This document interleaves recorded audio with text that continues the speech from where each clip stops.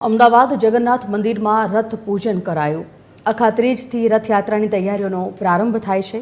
રથયાત્રાની તૈયારી પૂર્વે મહત્વપૂર્ણ વિધિઓનો પ્રારંભ થયો। રથ પૂજન બાદ ચંદન યાત્રાનું પણ આયોજન કરાયું।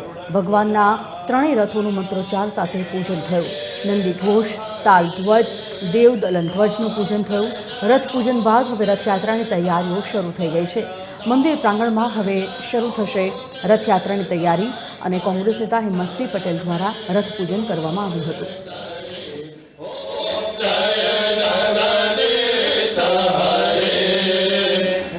भगवान जगन्नाथ जी ने 149મી रथयात्रा 16મી જુલાઈએ નીકળવાની છે।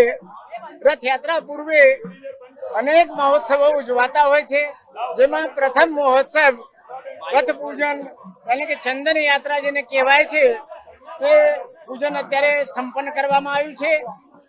ચંદન પૂજન રથ પૂજનનું મહાત્મ્ય એ છે, ભગવાનની જે રથ છે એ ભગવાનની આજ્ઞા વગર એમાં કોઈ ખીલી પર મારી શકાય નહીં। તેથી ભગવાનને આજ્ઞા લેવા માટે રથોનું પૂજન કરવામાં આવે છે।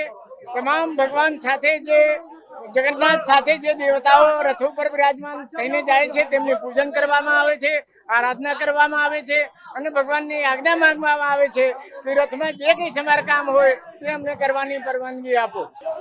જેવી રીતે કે આજના અક્ષય તૃતીયા સૂર્યોદયના ઉદયના થી જે માનતા લોકો આજ અક્ષય તૃતીયા મનાવવામાં આવે છે।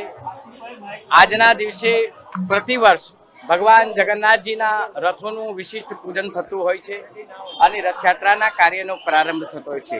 પુરીમાં પણ ભગવાન જગન્નાથજીને આજના દિવસે આ રથોનું પૂજન થતું હોય છે।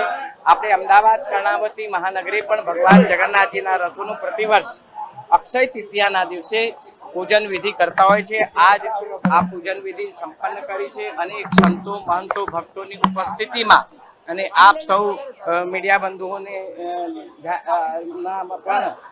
ઉપસ્થિતિમાં આજ ભગવાન જગન્નાથજીના ત્રણેય રથોનું પૂજન વિધિ કરવામાં આવી છે।